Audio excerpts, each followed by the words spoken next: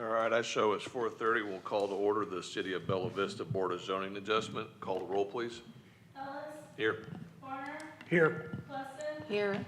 Sudbury. Here. Portillo. Here. Wagner. Here. Lloyd. Here. All right, we do have a quorum. Next on our agenda is our meeting minutes from May 12th. Make a motion to be approved as submitted. Got a motion from Farner, Second. second from Klesson. All in favor, say aye. Aye. Any opposed? All right. We have nothing under unfinished business. We have one item of new business, public hearing.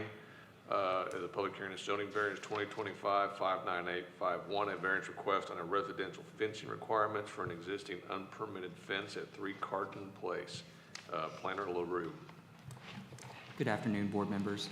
Yes, so the subject property is located in western Bella Vista, parcel 1606713 of the Cardinal subdivision. The applicable zoning code that we're looking at today is 109248B2, which requires that fences within the front yard shall be limited in height to 3 feet. The applicant, of course, is requesting to allow an existing 52-inch fence to remain in order to screen an electric box and pedestal located just off or abutting the driveway. So a notice of violation was sent to the property owner on May 20th stating the reasons of the violation and the applicable code sections thereof. The variance request was subsequently filed. The stated purpose of the fence is to screen an electric box and pedestal located just off the driveway to help prevent any vehicle from potentially colliding into them. Cardinal Place is a dead-end cul-de-sac and is labeled as a residential street per the master street plan and is within a low-density residential area.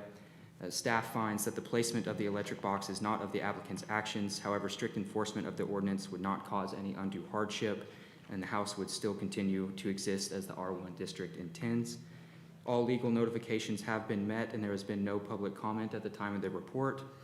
Staff is giving a recommendation of denial as the analysis did not find that all 3 variance requirements have been met.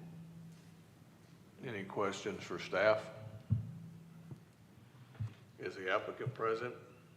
If you could come up to the podium, state your name and address for the record, and we will give you up to 15 minutes to speak. My name is Diane Price, and I'm requesting a variance on zoning 109248 on my property at 3 Cardinal Place in Bella Vista. When my house was built in late 2022, the electrical company installed a 32 by 24 box plus a 53-inch tall high voltage tower and meter on my property without letting us know when of the day or the place it'd be installed, even though I was paying for underground lines for electricity to be run to my home. If the both boxes had only been placed 10 feet further south towards the house, where the lot widens significantly, it would have been much further away from the driveway and actually closer to the transfer box. If this had happened, we would not be having this discussion today, and no barrier would have been necessary. Instead, it was placed at the narrowest part of the lot and right alongside the driveway without any space in between. Because the propane tank and others had to angle along this side as well as anyone backing out of the garage, we have had to help direct the propane tank as he backed to the corner of our driveway. So there was a discussion about the safety issue with the tall high voltage tower. As a result, a safety screen was placed as a barrier between the electrical boxes and the drive. Since it was not an enclosure, was not across the frontage, and only one screen, there was no discussion or thought about it being a fence. It certainly was not intended to circumvent any codes, but only to prevent a hazard. It was made of cedar and match the trim on the house to maintain the aesthetics of the area. I visited with the ACC on this. The ACC protective covenants at that time stated, and I quote, "Shrub plantings, fences, or walls shall be maintained throughout the entire length of such areas by the owner at their own expense to form an effective screen in order to protect and beautify the area. No building or structure except a screening fence or wall or utility or drainage facilities shall be placed or permitted to remain in such areas," end quote. It indicated site elevations between 2 and 6 feet and did not require a permit in 2023. ACC did a final walkthrough inspection in February 2023 that passed. Excuse me. And then the city of Bella Vista issued a certificate of occupancy on February 27th, 2023. The ACC recorded it in their records in March of 23. ACC told me that in January of 2024, new building standards were written and their policy and procedures manual was adopted last fall on November 20th, 2024. Their standards now for fences and screening heights are more in line with the city code. But the ACC also said that since my house was finished in February 2023, I fell under the earlier, more general protective covenants, as I've just read. I've also read in the city code section on screening that has an allowance for an opaque screen at a minimum height of at least 6 feet for single homes. This variance request takes into consideration, 1, that strict enforcement could cause undue danger due to circumstances unique to the property traffic issues. 2, do not result from my actions. And 3, will maintain the stated mission and goals of the City Council and city codes of keeping focus on beauty and safety throughout the community. We ask the Planning Commission to take into consideration these items and that over 2 years ago, in February 2023, it was in compliance with ACC and the city signed off with a certificate of occupancy. No neighbors have complained. In fact, they've been complimentary. Thank you. I appreciate your time and your consideration. All right, any questions for the applicant? All right, thank you. If you go ahead and take your seat for a minute, we'll conduct our public hearing. At this time, if there's anybody in the public that would like to make comments on this request, we'll give you up to 5 minutes to address the board. If there's so, come up to the podium and state your name and address, please. All right, seeing none, we'll go ahead and close the public comment period. I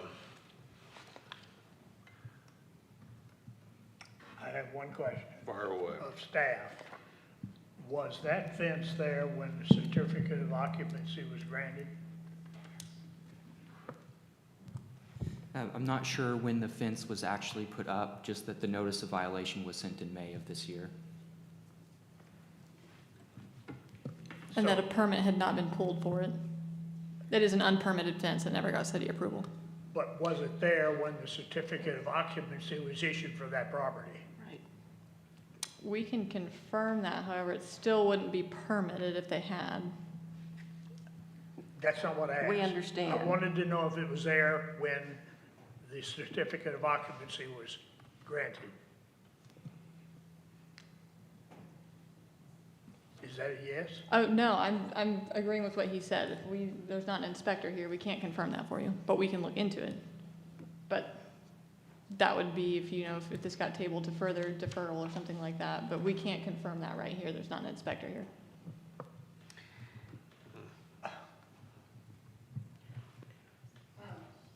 Is a panel considered a fence in your eyes?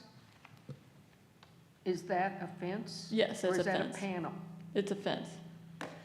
And then just a note, the opaque screening that was brought up, that is a requirement for whenever multifamily or residential or industrial is placed against single family.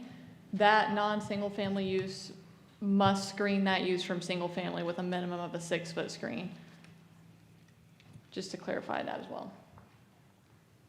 And we did check with the ACC as well on this. I believe the ACC, correct me if I'm wrong, this is your project, Connor, but the ACC will be requiring this to be lowered to 3 feet. They'll allow it to stay, but it needs to be lowered to 3 feet since it's in the front of the house.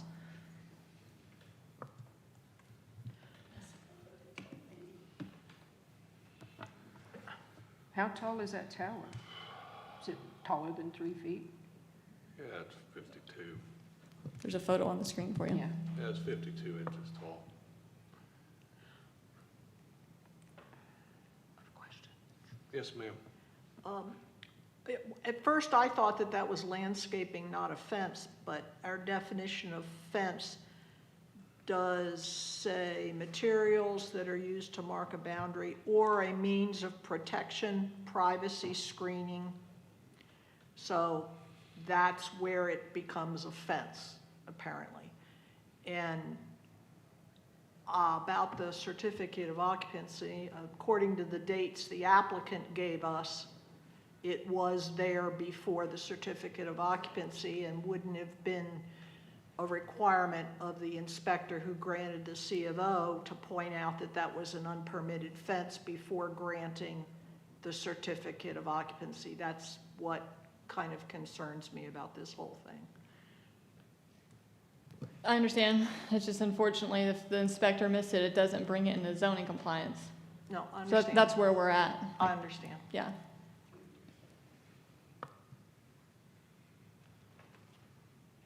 You ready for a motion? Any other questions or comments? I was trying to look at some aerial imagery to see if I could tell if it was there or not. That's fine. All right, if not, can I get a motion to approve zoning variance 2025-59851? So moved. Got a motion from Farner, Second. second from Sedberry. Call the roll, please. Warner, Yes. Portillo, No. Wagner, Yes.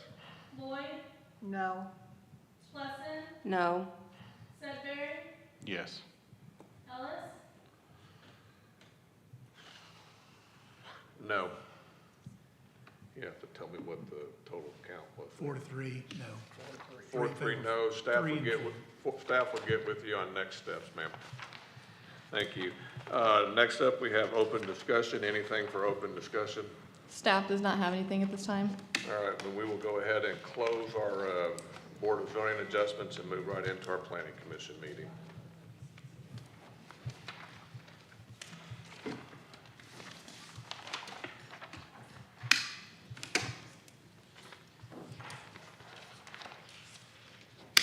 All right, we'll call to order the City of Bella Vista Planning Commission meeting. Call the roll, please. Ellis, Here? Warner, Here. Plesson, Here. Sedbury, Here. Portillo, Here. Wagner, Present. Lloyd, here. All right, we do have a quorum. Next on our agenda is our meeting minutes from June 9th. I'll make the motion to approve the minutes. Okay, we got a motion from Klesson, Second. second from Farner. All in favor, say aye. Aye. Any opposed? All right, meeting minutes are approved. Next up, we have our public input session. This is an opportunity for anybody in the public to address the Planning Commission. We will hold 2 public hearings later tonight on the revised ordinances. But if anybody in the audience would like to address the commission on any other item of business or any unpublished item, that will be your only opportunity. And we will give you 5 minutes, and if you would, state your name and address for the record, please.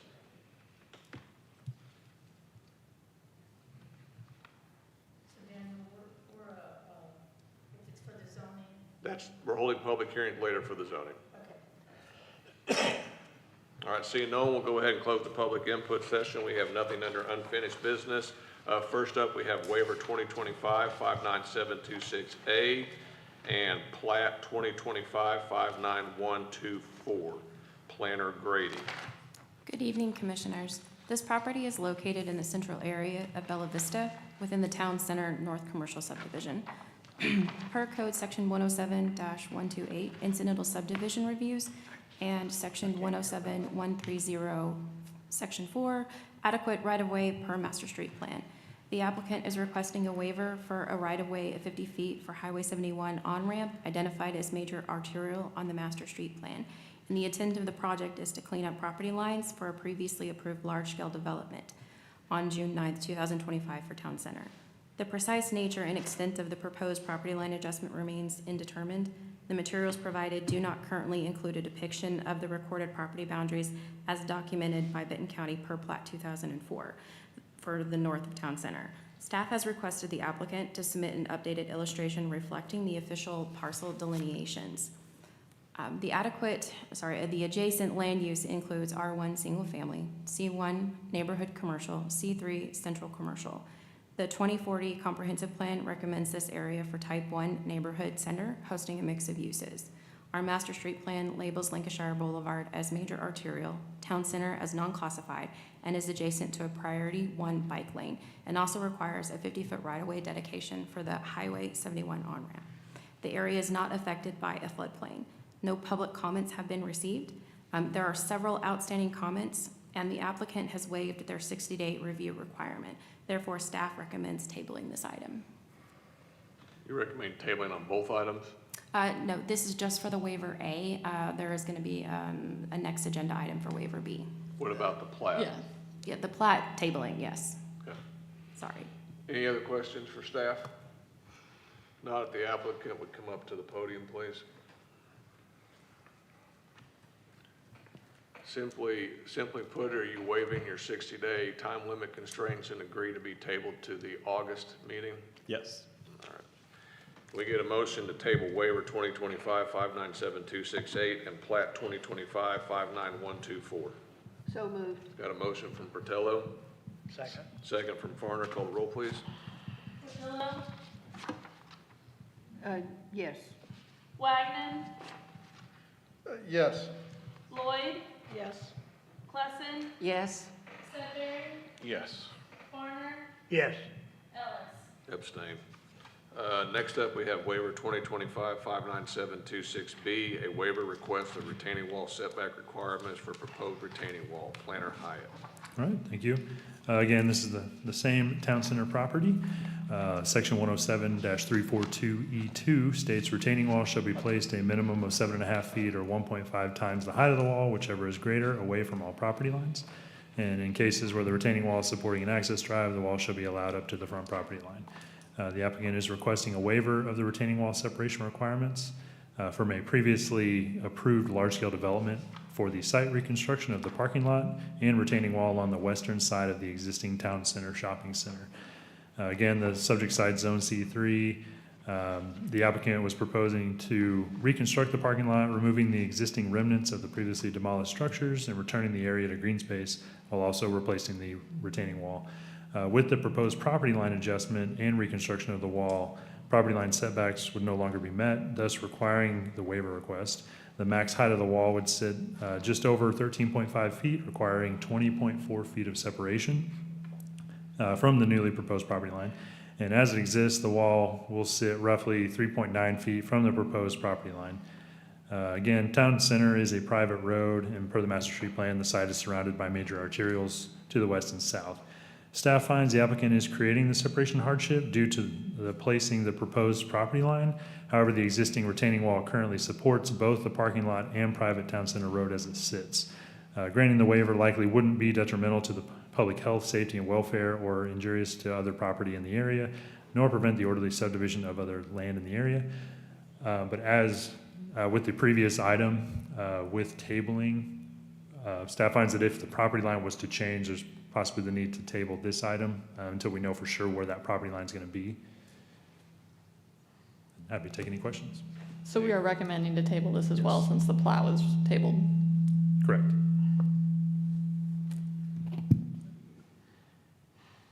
Say that again, is it recommended to be tabled? Correct. Okay.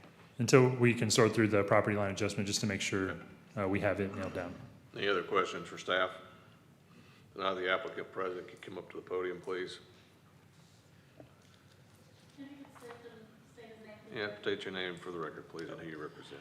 I'm Evan McMahon with Crafton Toll. All right, do you have any issues with tabling this item and waiving your 60-day? I don't agree with that. Yeah. All right, can we get a motion to table waiver 2025-59726B? So moved. Got a motion from Parner, Second. second from Klesson. Call the roll, please. Lloyd, Yes.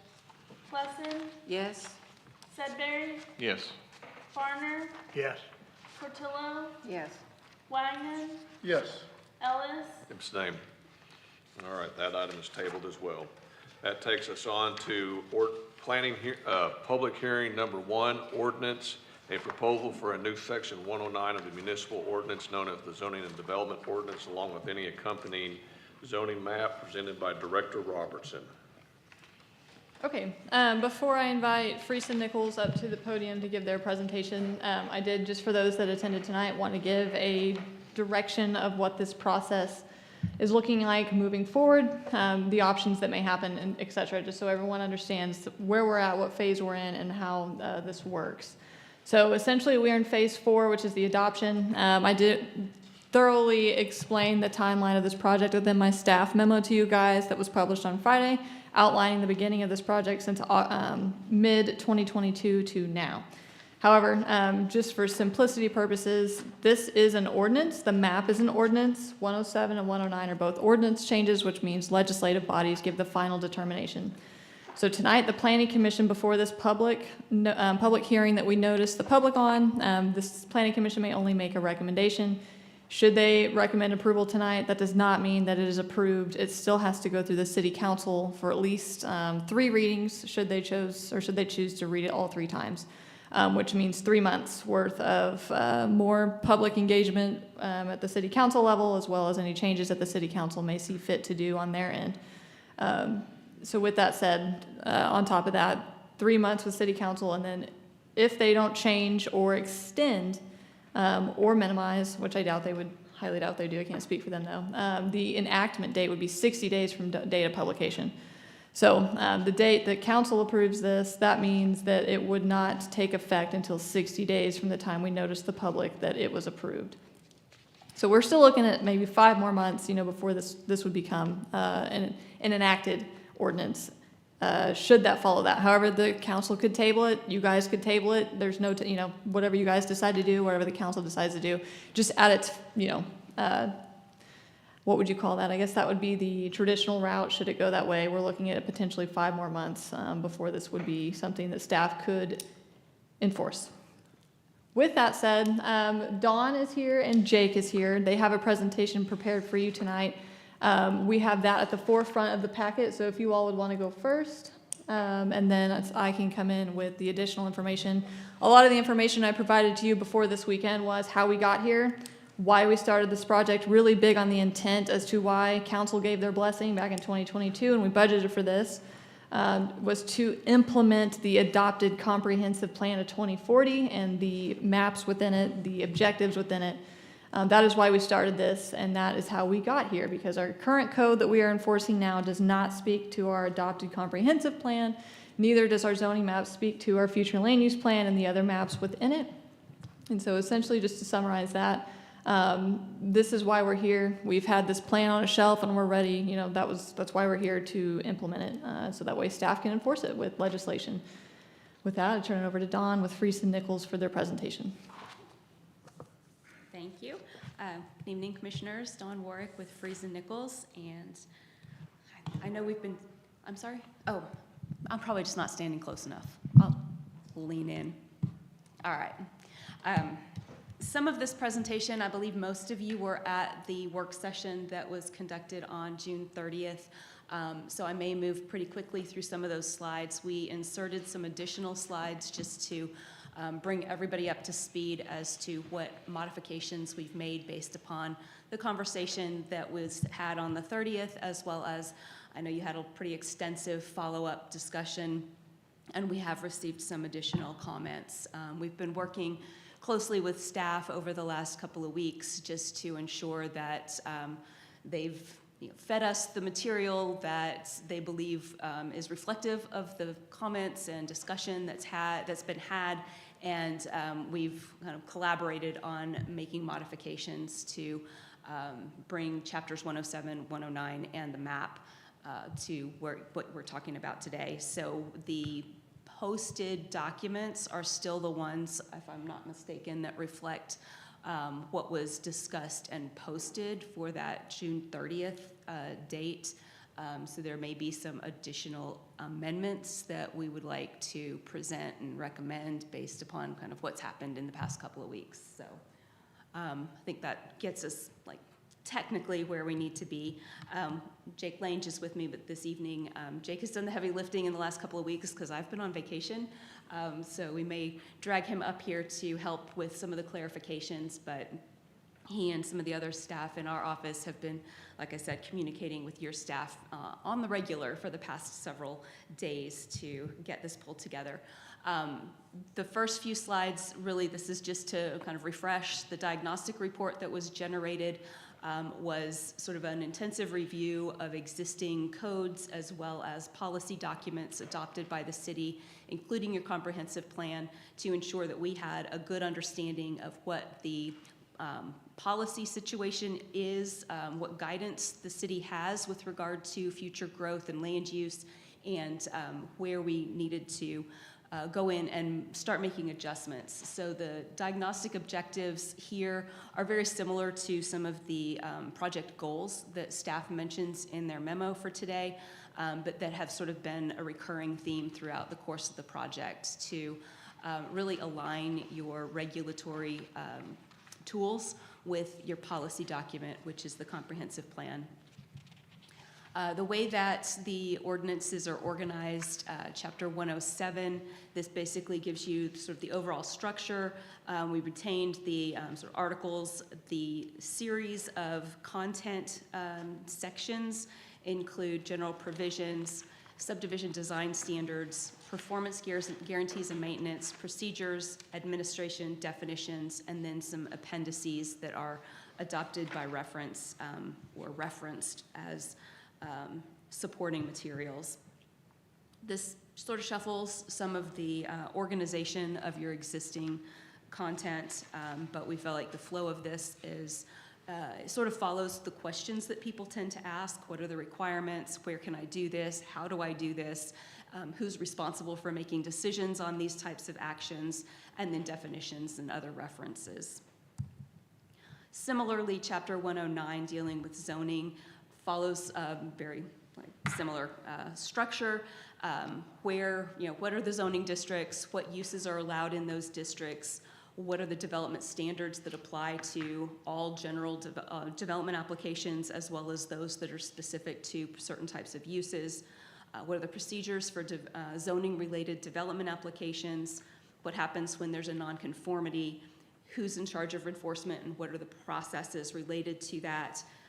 Who's responsible for administering the regulations? And then, of course, definitions that are specific to zoning. In the zoning chapter in particular, there are two sets of definitions. One is general terms, and the second is use types. So all of the uses that are listed within your new updated permitted use table are specifically listed in the use type section of your definitions piece. So changes that we feel like have been integrated, and again, this is sort of reflective of the June 30th content, things that we updated that are general in nature. So access management, connectivity, those are things that were identified as challenges for the city. That includes parking facility design standards. We know that retaining walls are something that you all deal with on a regular basis and needed a closer look. Wastewater and sewer facilities, stormwater drainage and management, erosion control. A lot of these water things kind of fall together and are most prevalent in the subdivision section. But one thing that all of this is referencing, when we've made these changes and they're specifically content items that are currently located in Chapter 107, we've shifted those to 109. And the reason that we've done that is that the majority of Bella Vista is fully platted. There's not a lot of new subdivision activity. There's some, and so you still need a 107. You need to know, the procedures for creating new subdivisions and creating new lots.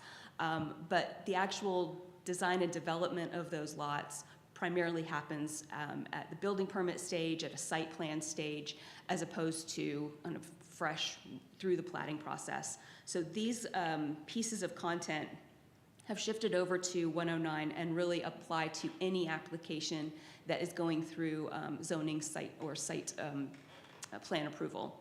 So all of these have been updated, kind of brushed off, and moved into the 109 chapter. So 109 got really beefy, and 107 got kind of thinner, same amount of content.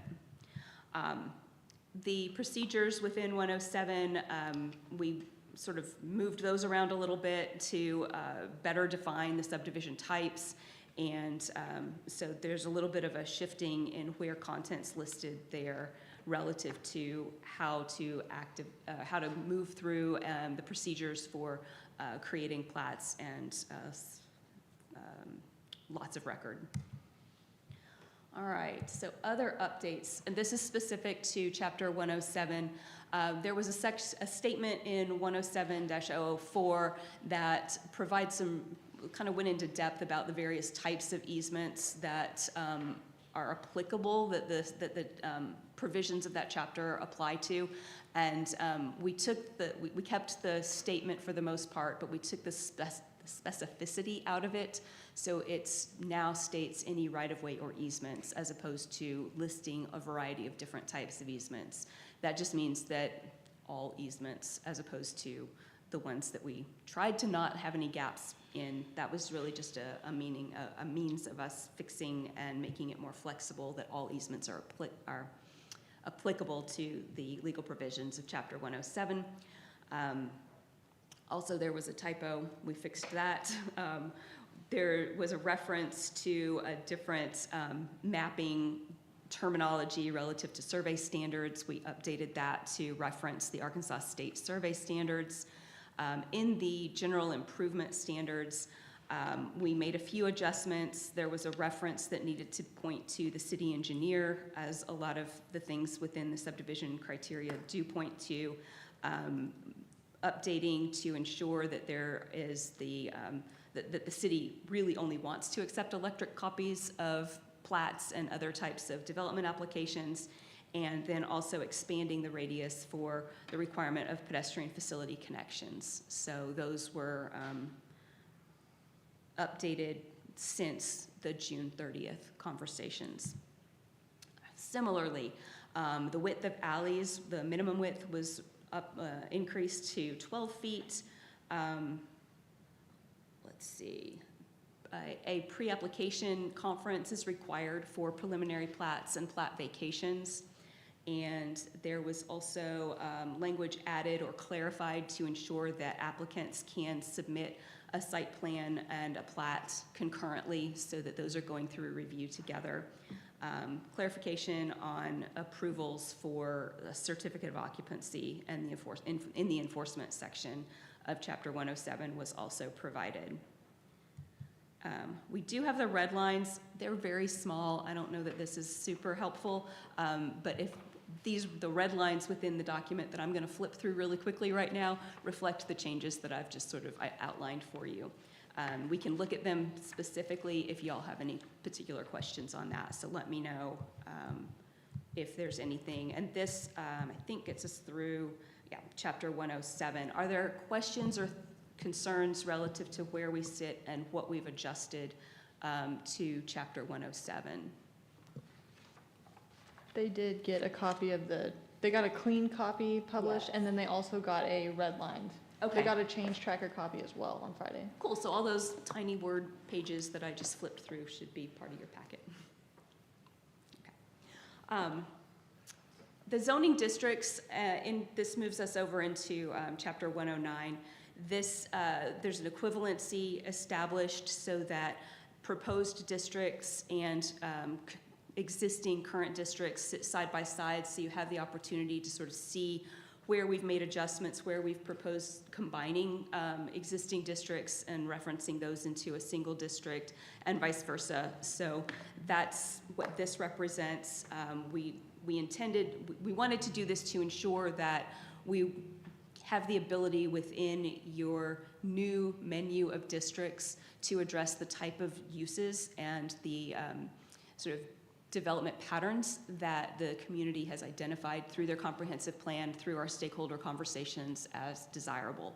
So that's the intent or the purpose of making adjustments to the districts. We also tried to streamline those where we could, and again, in the residential districts in particular, we wanted to be sensitive to existing development patterns, but also understand that you all are pressured with regional growth and some new options are desirable and will hopefully be useful to the city moving forward.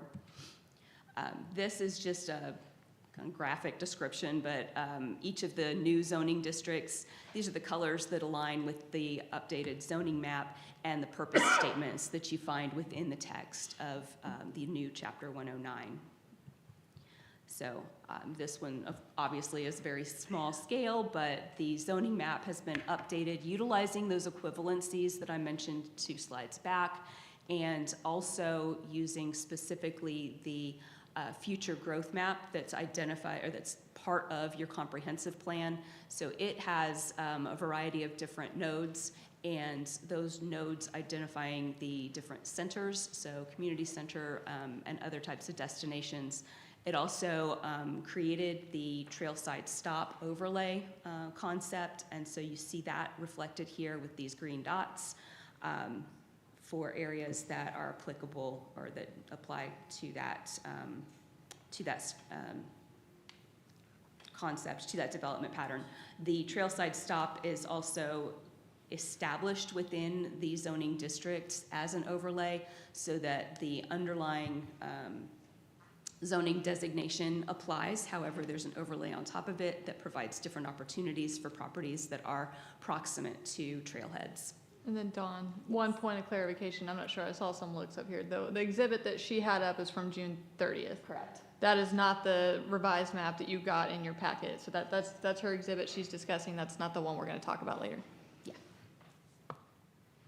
I'd be surprised if you could see the exact changes, but I saw a few and I was like, oh, I better address that. you guys just have for the eagle public. eyes. All right. Your updated use table looks like this, where the use types are running along the left side, all of your districts along the top, and something new is this use-specific standards section, where if there are specific standards that apply only to particular uses, there is a hyperlink and a dedicated part of this chapter that provides those clarifications and basically those guardrails for the type of development that is identified. Parking ratios are also included in your table now so that sort of at a glance you can see what's allowed where and if there are additional requirements that need to be considered. In Chapter 109, we have created some caps on the residential uses that may occur within a non-residential district, specifically the C1 and C2 districts. This is new from, so these that I'm going through right now are kind of changes since June 30th. So there is either a 30 or 40% cap on residential uses within those commercial districts. There was a concern that allowing any type of residential use as a permitted use by right within a commercial district, you could end up with those districts and those properties only developing as residential as opposed to either a mixed use or a strictly commercial activity, which is kind of why you have commercial districts. You want to be able to promote those other opportunities. And so that's the purpose of that. Within the use table, there were some additional changes. Emergency and rehabilitative housing is now a conditional use in C1. Indoor entertainment and amusement venue is also now a conditional use in C1. Private parks and recreational facilities are permitted uses in the NP district, and cemetery is now permitted in the C1 district, as well as conditional in all residential zones. So those modifications to the use table are post June 30th. We talked a little bit about use-specific standards. They're listed within the use table. There are two different criteria. So development standards are really things that apply to any type of development. Those include parking, landscaping, signage, other types of architectural characteristics for non-residential or non-single-family residential activities. Those apply, like I said, universally to all developments. Then use-specific standards, those are things that apply to select uses and are identified through the use table and also within the text of the Chapter 109. In some cases, they restrict hours of operation. In other cases, they may require additional setbacks or screening to mitigate adjacent uses. So those are very specific to certain uses, as stated. Dawn, can we, I think that's a good spot. I'm Yeah. telling you, this microphone hates me, it just keeps turning off and on. But this was a good point. On the July 3rd work session, we talked about, was this article specifically, the use-specific standards. One of the questions was, the size or scale of development in the C1 zone. This article is what addresses that.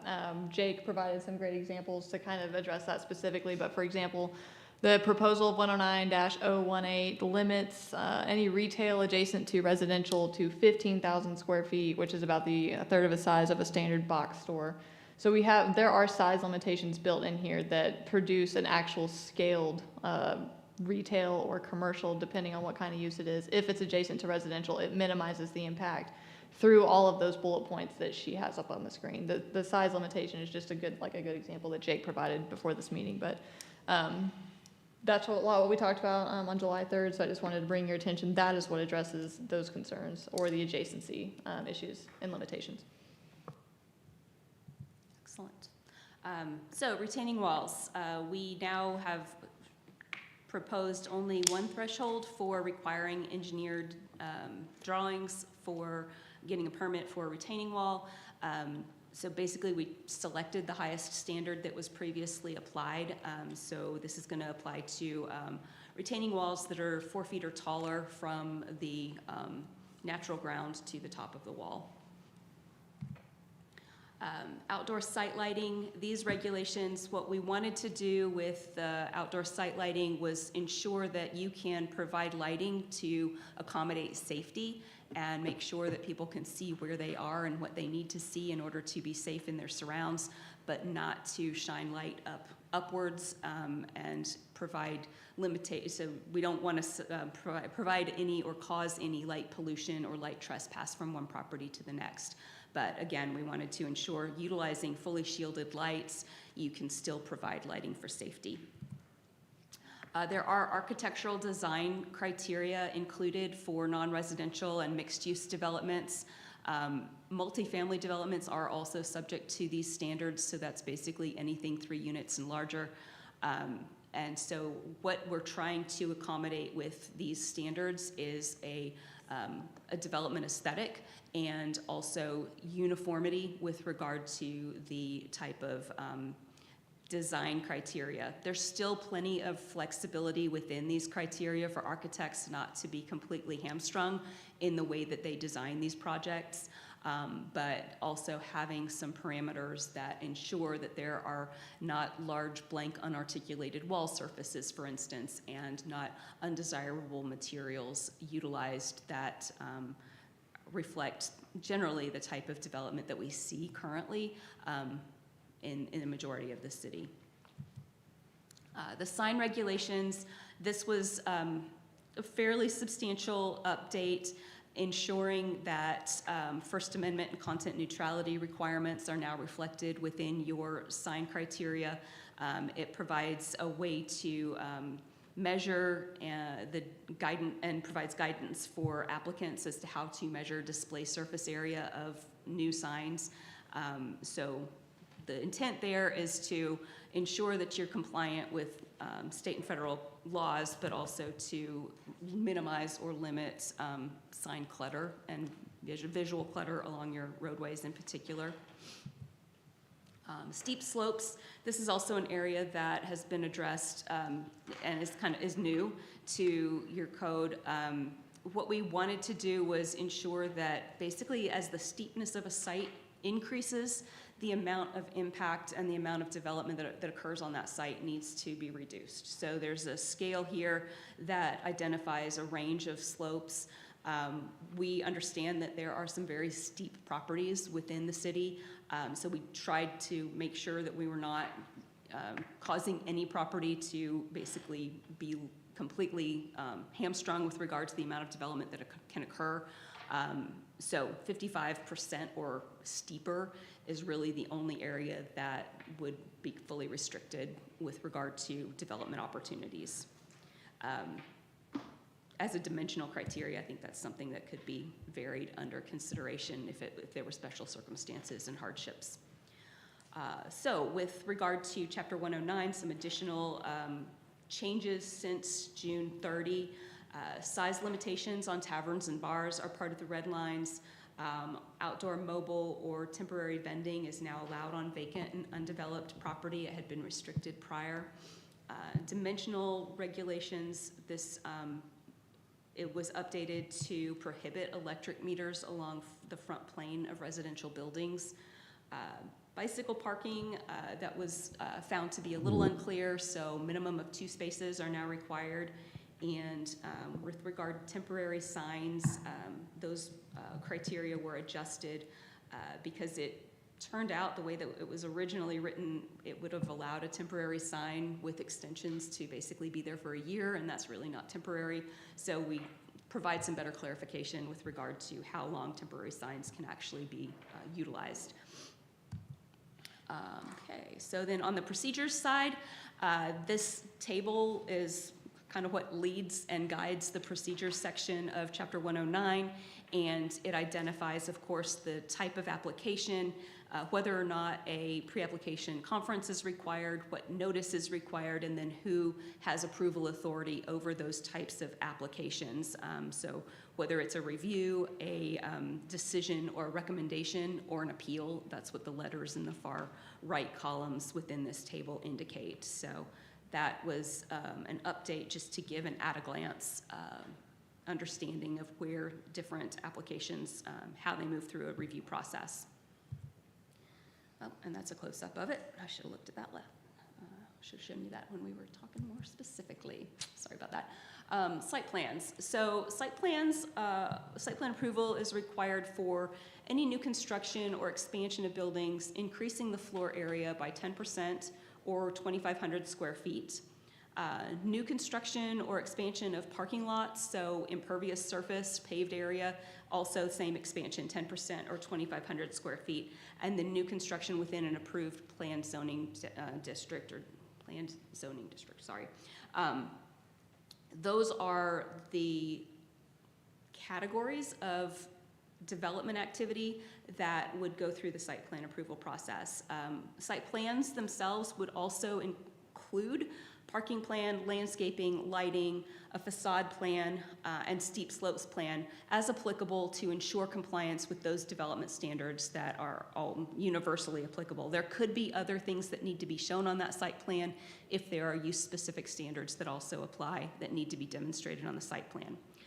The way that this is currently written is that approvals for site plans are administrative with the exception of those within a planned zoning district or industrial uses or those that are identified as conditional uses. I think this is something that's been discussed quite a bit. We're happy to continue that conversation, but that's the way that the draft is currently presented. So we also looked at a few changes in this section of Chapter 109 and referenced specifically village wastewater standards by by reference. We identified that by reference as opposed to duplicating those requirements and embedding them in the chapter.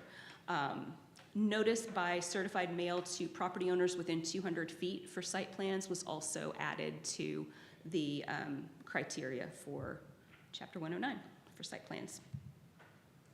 These are the red lines that we've kind of just talked through, and again, since they are so tiny and you guys have them in your packet, I will move through them quickly. And Could we, yes. that slide you just had back up, Yeah. since this was I want to make sure we capture the comment on this specifically with the percentage, because the percentage wasn't discussed at the work session. So I just wanted to make sure the ones that F&I and staff is proposing for each district is what you guys were meaning when you wanted this comment. I don't know if I can. We've got 40% residential cap in the C1 zone and then a 30% cap in the C2 zone. Yeah.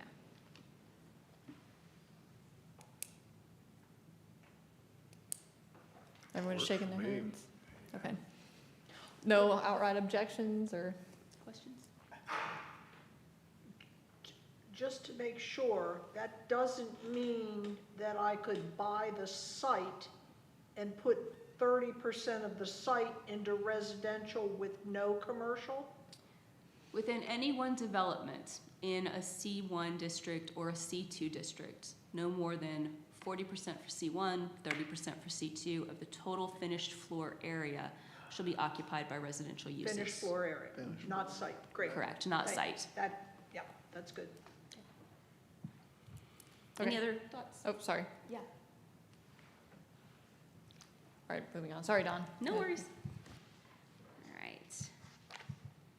Any other questions, concerns, or discussion relative to the modifications to Chapter 109? Excellent. Well, I'm at the end of my presentation. I'm more than happy to take questions, facilitate conversation as you guys deliberate on this. We have any questions for staff or the, for Freeze and Nichols at this point? Out of curiosity, the electric meters, I like that, love that idea. But has anyone like talked to Carroll Electric about that? And like, what's their feedback on that? We did not solicit comment from Carroll Electric on that. We basically just went with a previous city that had done it recently. I believe Lowell has done it Lowell recently. and Rogers has both adopted that. Yeah. I just didn't know what their, Well, obviously. they don't like it. They don't get a choice, but. Sounds like they're gonna Yeah. have to adjust. Yeah. Yes. Well, I just want to make a couple of comments. I don't want to intervene on your time, though. They may have more for you, but if it's an appropriate time, we're going to take public hearing on both of these. And I don't want to feedback, but I want to make sure Doug can hear me because he gets angry at me when he can't hear me.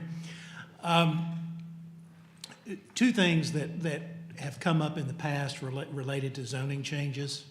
And I'm just saying it for the benefit of everyone. I think this is well known to the Planning Commission, council members, and staff, of course, but for the benefit of the public. Number one is, we know that well over 95% of this city is governed by a set of restrictive covenants that say what you can do on property and how you need to do it within the guides that they provide. And we are not changing that. Those rules apply. And so we have a separate set of rules which has been designed to not contradict unnecessarily with those rules. But to anyone who thinks, well, wait a minute, my covenants say you could never do that, and this or the other, well, you still have that protection. We're not saying that you don't anymore. So I can't stress that enough, that so many people think that if the city says you can put a fence that's 10 feet tall, and my covenants say you can't, now the city said that everybody can do that. No, we have not.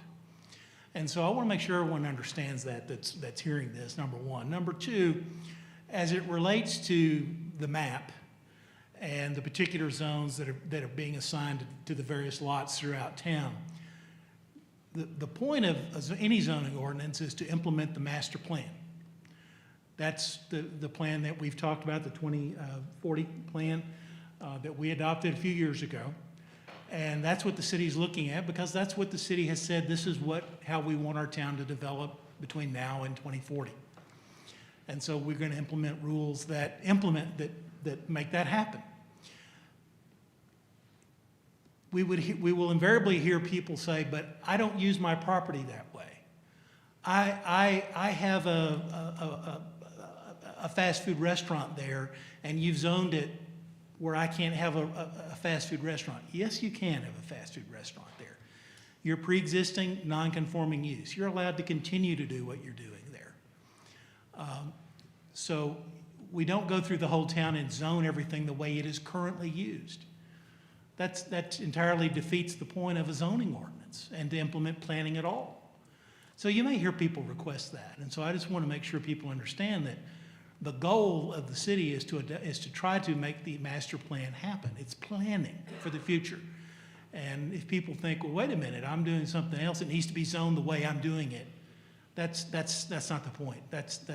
You can continue to do that. And it could be if you want to change what you're doing in the future, the city's certainly going to have some say about what that is, because we want to make sure that our plans are adopted or exercised. And that's why you have the whole rezoning process and variances and all of that. So, and all those rights are guaranteed. So I just want to make that point for the benefit of everyone during the discussion, to the extent that it's helpful. So, thank you. Any other questions for staff or the consultant? Yes, I have one question. Yes, yes, sir. I'm still not clear under the new plan, who approves large-scale developments? Staff. Large-scale developments are now referred to as site plans. Are you telling me they will not come before the planning commission? Correct. The ones that will come before the planning commission are those that require a conditional use, are part of a planned zoning district, or Industrial. Industrial, thank you. I knew there were three. Yeah. Or if they need to waive. Yeah. If there's another if it's action not- associated with Exactly. it. So If it meets the if it code, meets the code, staff can approve it as written. However, if it just, we're not stripping you, only you as the planning commission and BZA can approve variances, waivers, exceptions, things of that nature to a degree.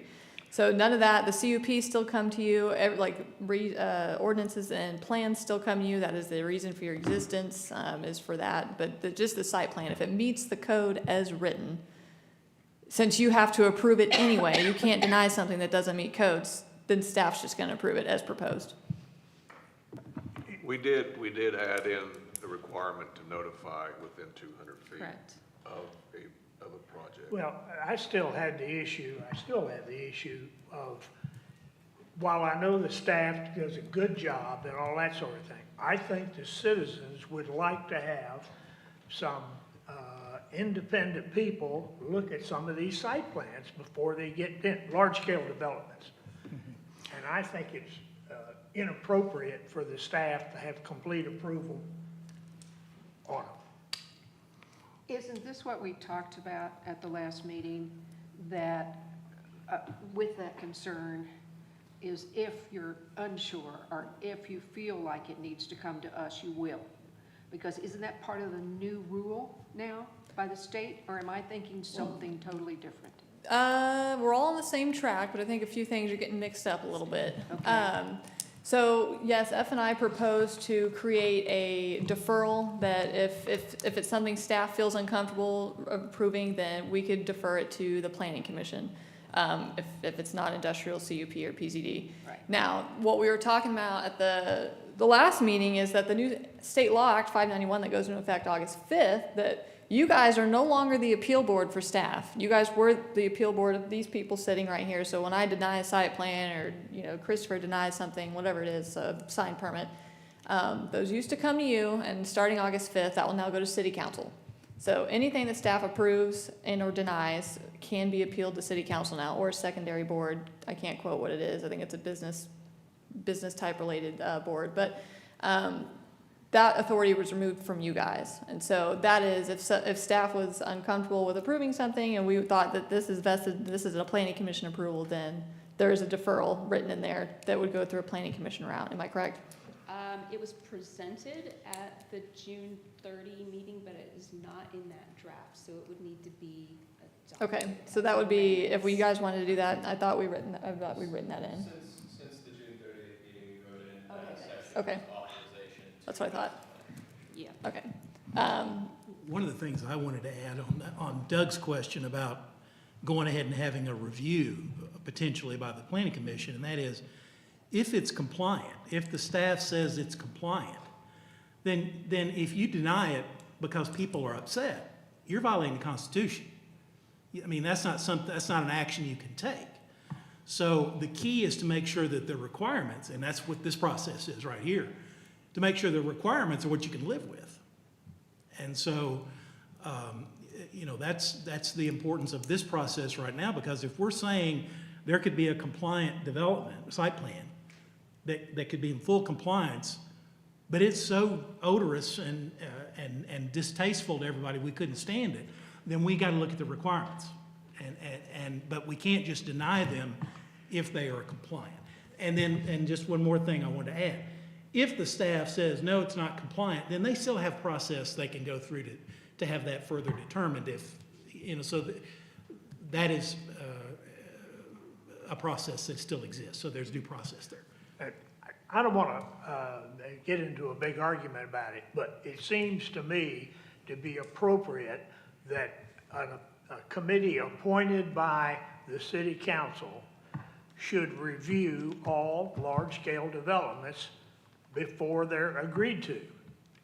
And I understand this, being in compliance with the ordinances and that sort of thing, but there are times when it needs to be discussed in the open. And it will be. I'm concerned that stuff will get approved and people won't know about it and won't have a chance to talk about it. To what end, though, if it can't be denied, if it's compliant? That's the legal issue. But Jason, I don't want, it's Jason, not for me to argue. I don't want to get in an argument with you, but let me tell you something. I have learned a long time ago, attorneys can figure out how to do stuff if you want it done. I think that I'm gonna put a pin in this conversation for now, if that's all right. Are there any other questions for staff? 'Cause I do want to allow the public a chance to offer their words of wisdom to us and what their opinions are before we get into too much discussion. Hold on, leave that there. I still have one exhibit to go over with you guys before we open the public hearing. Yeah, I was waiting for her to get finished. But based off the conversation, you have an exhibit in your packet before we get in here. And of course, hopefully you read all this. It's so nicely outlined for you. This was from phase 1 public engagement.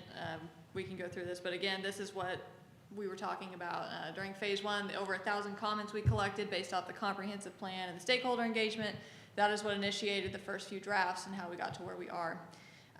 But this is what I wanted to talk to you before we open the public hearing, because when you vote, this was the hot topic we talked about June 30th, and you sent me, or you told me some more comments for this. So this is requiring preservation. This is not in the current draft before you tonight, so if you wanted to do this, you would have to vote to amend it before you send it to City Council, if that's what you end up doing tonight. This adds the preservation requirement for septic lots. Right now, we do not have a preservation requirement for septic lots. However, they do have to plant 2 native shade trees in the front yard. This, based off conversation and talking with our city engineer from July 3rd at the work session, kind of taken the two options I gave you on July 3rd and kind of meshed it into one. So nothing is changing for sewer, still looking at 25% preserving the natural vegetation and canopy and whatnot for sewer served lots.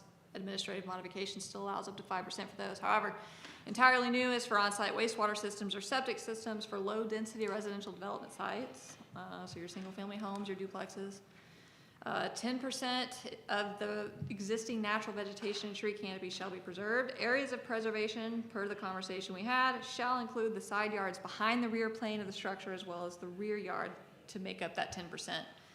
And then staff is providing another administrative modification since something funky or the topography or the drainage easement or utility or something's going on that would reduce that down to 2%. So that, or I mean, by 2% down to 8%. If they needed 7%, they'd have to come to you guys. They would be going through a formal waiver. So that is my proposal based off the conversation and talking with the engineer and looking at our GEC reviews for you guys to discuss and vote on to be added should you so choose to. does this give you the most amount of flexibility to meet the goal of let's put the house there? Design flexibility. This strikes me as giving you probably the most amount of flexibility. I just wanted to confirm that. I mean, essentially, yeah, it gives us, 2% is quite a bit when you're talking about, a third of an acre lot. But the 10%, we did a rough pool on a few, equals about to the rear, like, building setback. So it's still an unbuildable area that they can't have, and then including, promoting the side yards as you guys talked about. But yeah, 2% is pretty equivalent to what we've got in terms of the 5% to 25% for sewer lots. So anything greater than that, I feel like planning commission should make that call. So Did this make it into the red lines? No, that's what I'm Do we need to saying. make a motion on this? These will be amendments, but we'll get to all of that after we hold the public hearing. Yep. Gotcha. And then we'll start working through the actual voting on everything. Hearings? Yes, there will be 2 public hearings. Yes, because we have 2 different ordinances. So the bigger of the 2, of course, is 109. That's what we're dealing with first. Can you bring up the revised zoning map that came out of our July 3rd conversation, please? So the changes based off the 7.3 and 6.30 comments include the trail side overlay and R2 change designation to where the old PZD was, over there in Houston and Commonwealth, I believe. No, it's not gonna let you zoom in. That's fine. I could see it better on this screen than I can in my packet. So that's We reduced there was a comment about a C1 lot that needed to be residential. That was flipped to residential 2 to be more aligned as a transitional use in the C1 zone near the village node. It's along 340, just north of it, that Commissioner Sudbury had a comment on. There were some churches in the node that we changed to C1 as well in that village center. The simple pleasures along the major arterial near our gateway on Hiawassee was reduced to a transitional zone and R2 except for where the actual use exists. It is C1, so it has a buffer of residential or R2 moderate residential around it between it and the R1 to provide a buffer. There was some commercial along 340 on that connector from the 2 nodes. Those were reduced to residential or R2. Again, a transitional zone, still giving us a moderate density along a major arterial, still meeting the intent of the future land use plan, which shows as a future neighborhood. Of course, residential meets that. And then we had some nodal work of the neighborhood center on the west side to meet that intent. The very western portion within that node, it is pink. It is now C1. It was R2. And then we had a commercial rec on the northwest corner that is shown as a future neighborhood, so we reduced it to R2. It is now orange as well. Let's see, we didn't reduce, we made equivalencies is a better word in the community destination node. If it was C4, it is now C3. There were some that were C4 that were reduced to CR. After further review of the comp plan, we gave an equivalency zoning to those, so the C4s are now C3 in this proposal. The Rogers Road, a lot of comments, or I shouldn't say a lot, but the comments that we received about this and the future land use plan both say this node should have mixed use in it. So we put mixed use zoning in the Rogers Road along 279. With some mixed, or with multifamily, the comprehensive plan has a really cool exhibit showing a proposal of a layout, what kind of uses. And so staff pulled from that, and that's what we provided on this map is multifamily with mixed use along that east side of 279. We had a reduction of R3 to R2. Again, that large, I think it's low or underneath, Loch Lomond. There was R3 in that large tract of land. It is now R2 again, transitional. It's right next to R1. So we went ahead and followed that recommendation of transitional uses. And I believe that summarizes the changes that have been made between 6:37.3 and today. all right. Thank you. Any comments on the zoning map from commissioners? I know this is coming later, but we did talk about updating that plan. After we finish with this is a big job. The next big plan is to, hey, maybe that 2040 isn't applicable anymore. Well, you should always update your plans every 5 to 10 years. So that was already on the radar. Okay, good, Yes. because that's gonna make everybody feel a little better, I think. If we get that up to date? Correct. Yeah, I mean, it's up to date, but a lot's happened in Bella Vista in the last 5 years, but it's best practice anyway. But yes, that is definitely on our radar. Okay. That's our next project, along with the 71 planning study and Greenway master plan update as well. So we've got quite a few in the bin for 2026. Real quick, would you define PZD? Plan zoning district. Just what's the talking point on that? Anytime that you have a development or that a property owner cannot fit the intent of what they're trying to do into the uses or the zoning districts that we have provided you, there is a way to provide, or at least request the city to have what the developer's trying to do. So if the R1 doesn't allow it, C1 doesn't allow it, none of them allow what they're trying to build and develop, then that is the route that that we offer them to go. So that way you guys are involved and city council's involved. It's an agreement between the planning commission and the city council and the developer as to what the zoning land uses will allow for, as well as like specific use standards, landscaping, things like that, and the looking at the development at the same time as the zoning designation. Thank you. Did that make sense to you? Sorry, I guess slow down. It's a custom zone for a specific piece of property. All right, with that, we'll go ahead and conduct the public hearing on section 109 of the zoning ordinance and the proposed zoning map. If there's anybody in the public that would like to address the planning commission, you will be given 5 minutes to speak, and you must give us your name and address for the record, please. At this time, we'll go ahead and open the floor to the public.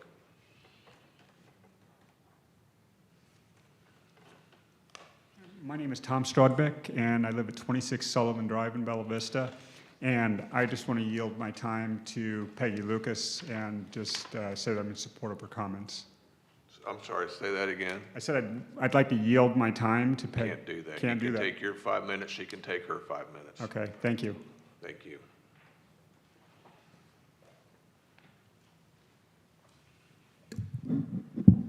Good evening, everybody.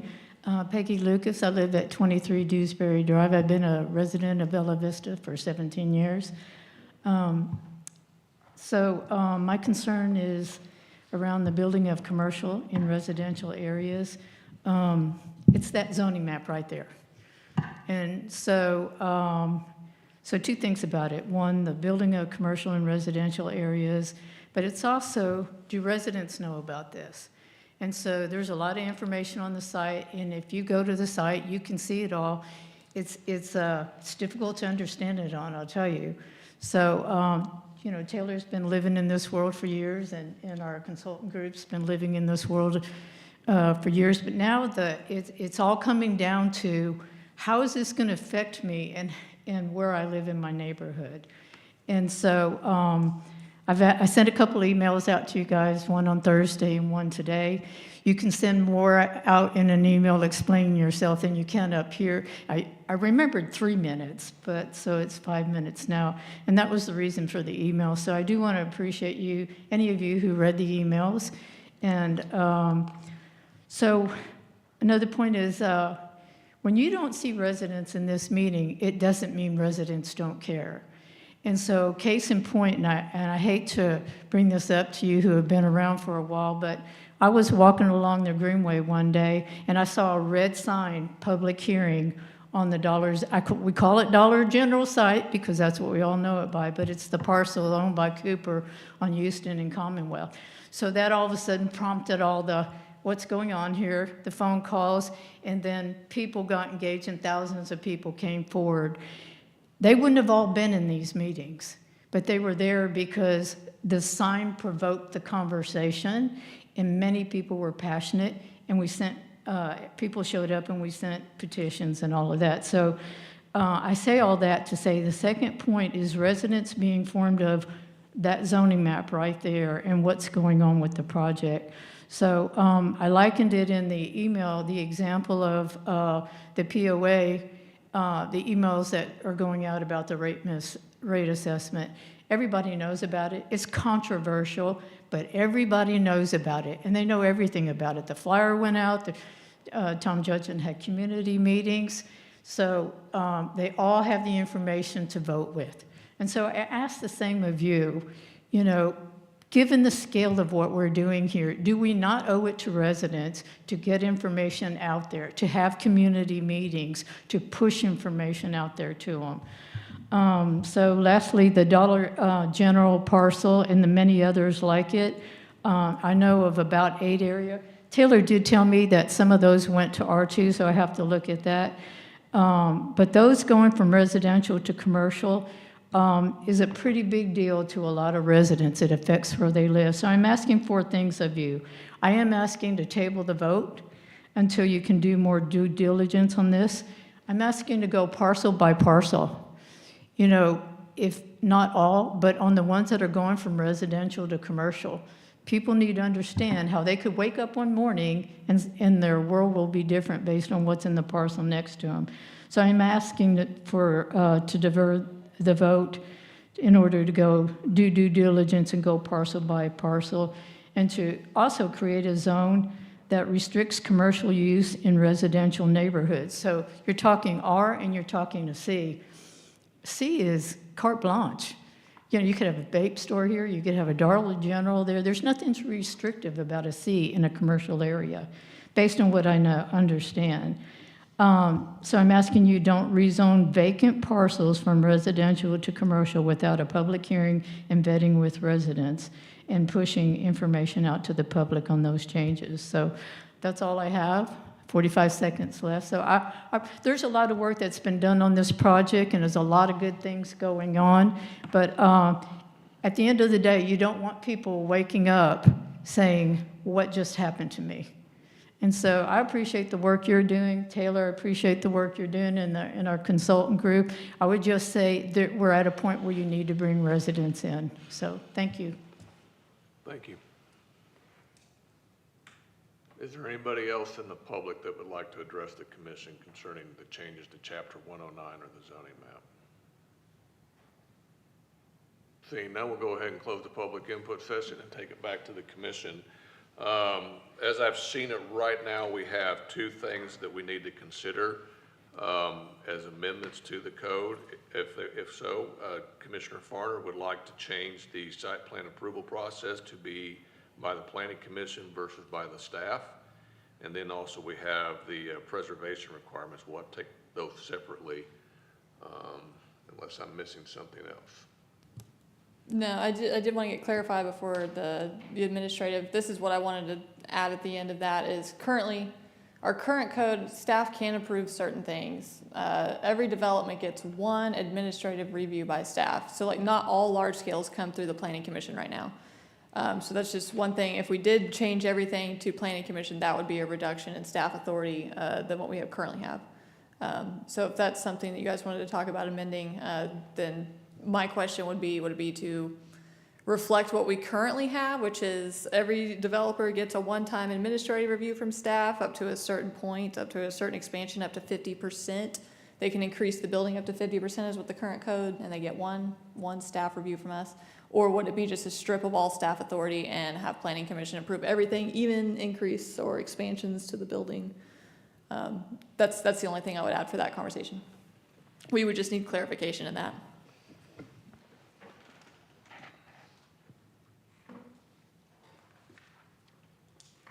I have a question. Yes, sir. If our obligation is to accept that which is by law, why do we want to review something that is going to be approved? I think, I think. In what is the use case that I may be missing? Because I'm completely sensitive to your view here. But if we have to approve it, then what's the administrative value of that extra step? Well, the first thing is, I think the public has a right to know what's being approved, period. And I don't mean 200 feet or whatever, but the public has a right, by bringing it before the Planning Commission, that happens.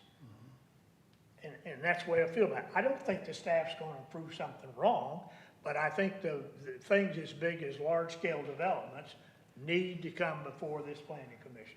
I'm not talking about putting an addition on a house of, a few hundred feet. I'm not worried about that. I'm worried about for all intents and purposes, the Dollar General kind of things, or somebody trying to put a 7-Eleven somewhere.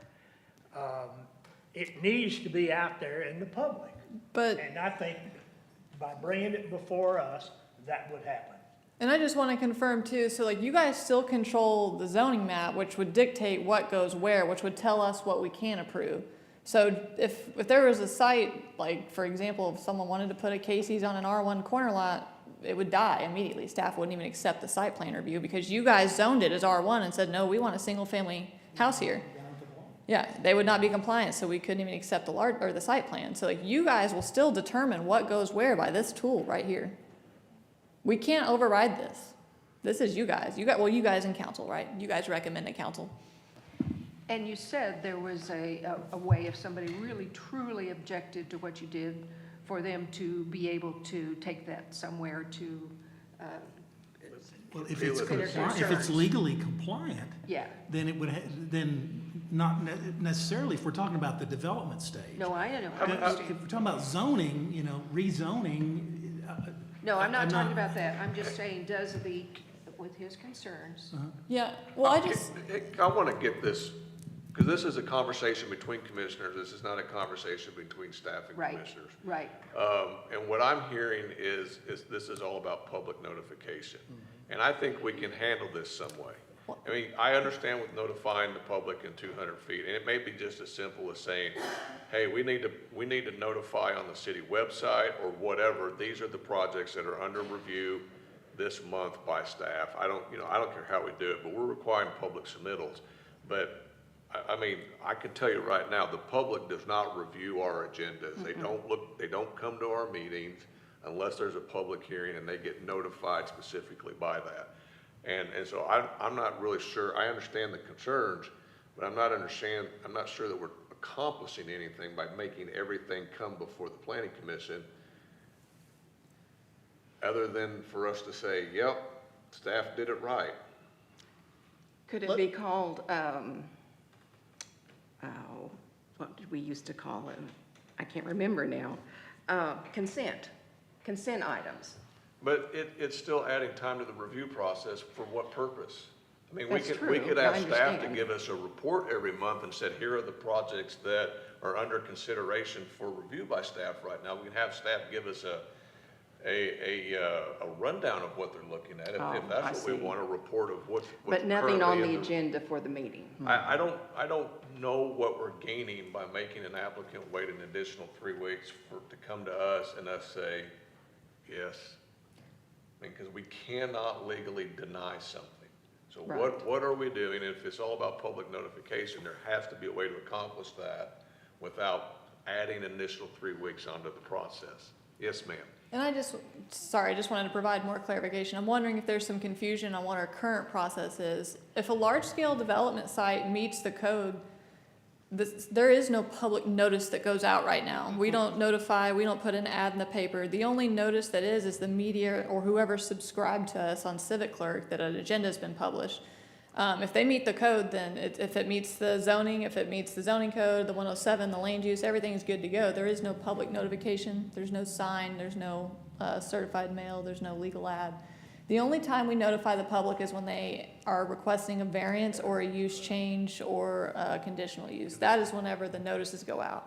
And a PZD, of course, as well. And I personally think that what we're doing now with requiring any site plan approval, the applicant has to notify everybody within 200 feet, is actually going to be more productive, because that will get the people that are neighboring, interacting with staff in the process.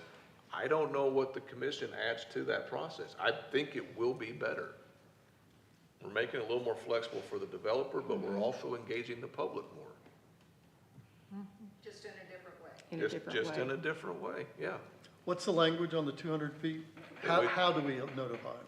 Yeah, they just by mail, by certified mail. The applicant is Yeah, required. the applicant's required to do that, just like they were with a variance or conditional use. Now they've got to notify for anything that they do, anything. Anything. Do we have any criteria for site signage? Application has been made on this location. No. I just was. The certified mailer would be sufficient, yeah. I think. We require, it's the green return receipts and the sent receipts is what our code requires, all within 200 feet of the property boundary. They have to notify them if they have applied for a site plan review for staff and what it is. But yeah, we require the green return receipt and the sent receipt to be compliant with that. And I would say, as far as all the cities in Benton County, we will be the only city that does this and engages our citizens in this way. Say that again. We are the only city in Benton County that is going to engage our citizens this way when it comes to a development. None of the other cities notify the public other than with a published agenda. So they don't have any idea what's going on. We're the only ones that's gonna do this by certified mailer in Benton County. So I feel like we're, Still exceeding expectations. I think we are doing better than most, in my opinion. With this. Yeah, yeah. But I do say that we do, unless you want to withdraw your motion, we technically have a motion from Commissioner Farner to add site plan approval to the planning commission. So we need to, either you need to withdraw that or we need to do a motion second and vote on that one. I'll withdraw it. Okay, that one is withdrawn. We also have the preservation requirements that was presented to us by staff. We do need to adopt that as an amendment. If I could get a motion to adopt the amended proposal for preservation requirements. So moved. Got a motion from Wagner. Second. Got a second from Lloyd. Any other questions, comments, or modifications? No. Seeing none, call the roll, please. Klesson, Yes. Sudbury, Yes. Farner, Yes. Portillo, Yes. Wagner, Yes. Lloyd, Yes. Ellis. Yes. All right, that handles all of the amendments that we had for the section 109 and for the zoning map. Are there any other questions or comments from the commissioners concerning the 109 revisions or the amended zoning map? I just wanted to get the planning commission's thought on this, given Mrs. Lucas's comments, and thank you for being here, by the way. In looking at the map, I've looked at the map quite a bit, and it seems like we're changing a lot of vacant properties to commercial. And I'm just curious as to how the planning commission feels about the timing of that and the appropriateness of it right now, as opposed to letting those individuals come in when they decide they want to develop that property. That gives the adjoining property owners that notice or that sign that goes out there and notifies them that, hey, something's going on, and we'll get that more feedback from the community. So I just wanted to throw that out there and get the planning commission's opinion on it. Yeah, I understand those concerns. I think over this planning process with the consultants, the public was given many, many opportunities to give input and to come to public hearings and sessions that were held in various areas of the city. And I think the changes that were made, based a lot on what Clayton brought forward, the changes that have been made in the last 3 weeks have addressed a lot of the necessary amendments that needed to be changed to the parcels. And I think when you're doing a mass rezoning like this, it would be a near impossibility to go parcel by parcel. As legal has pointed out, this is an instrument to help realize the vision of the plan. And we have process to appeal if you are adversely affected. So I think the intent is meeting the goal, and that we've got a process that if there is undue hardship by the actual individual property owner, that there is an appeal process. And so to me, it feels like we have a nice balance. That being said, I was also very pleased to see the feedback from the community, the appeal to table this for further study. It is exactly the kinds of questions that should be posed. But let's not slow down the process. I think that we've got a step between approval here all the way for the next 5 months prior to the council approving it. That is a beautiful window for further community input. So I'm supportive of its current state and recommending it. I'm a big fan of C1 zone and being nestled in the residential areas, especially when we have architectural control and, form requirements in order to be in those areas. Because a C1 zone does not allow for a lot of things that we would deem contradictory to a residential nature and feel. And that was been one of the biggest pushes for me. And I appreciate staff adding in my trailside stop overlay for me. That was a pet peeve of mine that we didn't get in there. I'm glad that it's in there now. Personally, I don't think there's a big issue with it because of the form requirements that we have with commercial zones adjacent to residential zones. I know the one big controversial one has been removed from what I understand. At least looking at the map, it doesn't look like it's being shown to be C1 anymore. So that's been reverted back to where it was at. Most of the other ones we haven't had a bunch of controversy on, so. And I know we have council members here in the audience tonight. They're gonna get a long time to digest this, and I know that their citizens that they report to will be contacting them. I know that some of the council members hold public input sessions on their own and neighborhood meetings, which I'm very fond of. So I think there's plenty of opportunity for additional feedback on this map. And ultimately, we just recommend council. They're gonna review and adopt. Yes, ma'am. And I forgot to mention that just because something is zoned commercial doesn't mean something commercial is actually going to happen there. There's a lot of other steps that have to go through. The topography might not be appropriate. By the time you do the setbacks, it might not be appropriate for commercial development. So just because the zoning is there doesn't mean something horrible is going to happen to you or your neighbor or whatever. One thing at your. No, you may not. All right. Mr. Yes, sir. I was just gonna say, getting back to my prior comment, people don't know that, it's known to us, but it's not known by the regular folks that haven't been tainted by all these rules that we're tainted by. But if you live in Bella Vista and you live in a residential neighborhood, the Retford subdivision or the Trafalgar subdivision or whatever, on the plat, those lots are restricted to residential use. No one could put a commercial thing on there if they wanted to. So there are these underlying protections that we have nothing to do with, that a lot of people get upset and think they're about to have violated, which are not.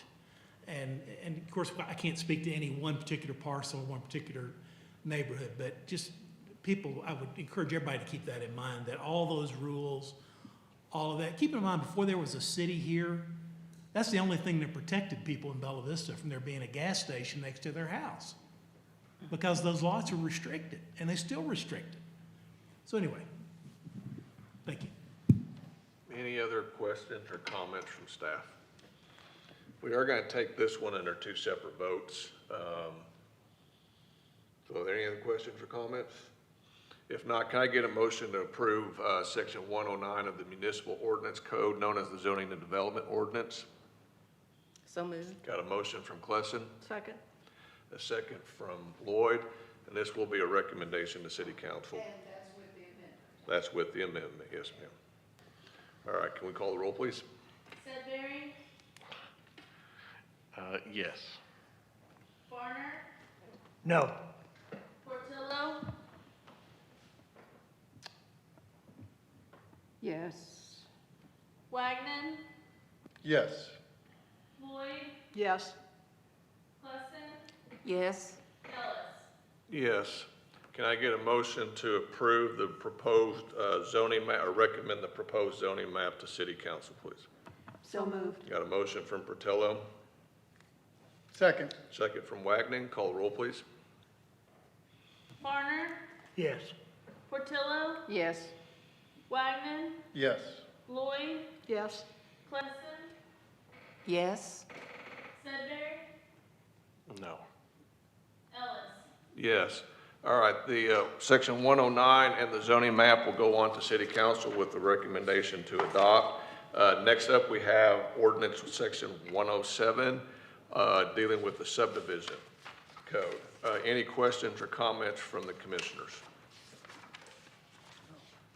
If not, we'll go ahead and conduct the public hearing. This is an opportunity for the public to address the commission on section 107. If you would state your name and address for the record, and we'll give you 5 minutes.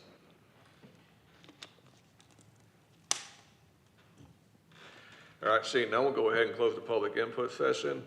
I think staff and the consultant addressed all the questions and comments we had of 107. Are there any additional questions or comments from the commissioners? All right, if not, we get a motion to approve section 107 as edited and revised. So moved. Got a motion from Lloyd, Second. second from Sedbury. Call the roll, please. Sedbury, Yes. Farner, Yes. Portillo, Yes. Wagner, Yes. Lloyd, Yes. Plesson, Yes. Ellis. Yes, and that will move on to city council with the recommendation to adopt. That ends our new business. Do we have anything for committee reports? No committees at this time. Anything for open discussion? I do not have anything at this time. All righty, I will add that I will not be here for our regular meeting in August. I will be out of town for my anniversary, so. I do have one quick thing. Yes, sir. I like the idea that Gail said about letting us know what projects are working. I think that's a good idea. And it doesn't have to be anything fancy. Oh. A sheet in our book or something. Absolutely. Yeah, during committee reports or whatever, if we could get a report on, Yeah, what's working? yeah, what's working through the city would be awesome. Yeah, I mean, we also, when this thing just gets rolling, or if council ends up approving it down the road and whatever, we can do like a monthly or like bi-monthly or whatever you guys want to check in on how administering it is going. Just to give you an update on what the code does itself on top of the site plans, which we would absolutely report to you. Yeah, I think there'll be opportunities once we get there for. Yep. But yeah, I'll just say, the open door for discussion, absolutely. Thank you. Anything else for open discussion? All right, with that, city council work session will be on Monday, July 21st. Good luck if you're all still in here. I know you got a lot to take care of. And the regular meeting will be on July 28th at 6 p.m. Our next work session will be on July 31st. I will be here for that, with the Board of Zoning Adjustments meeting on August 11th at 4:30 p.m., directly followed by the Planning Commission. Thank you all.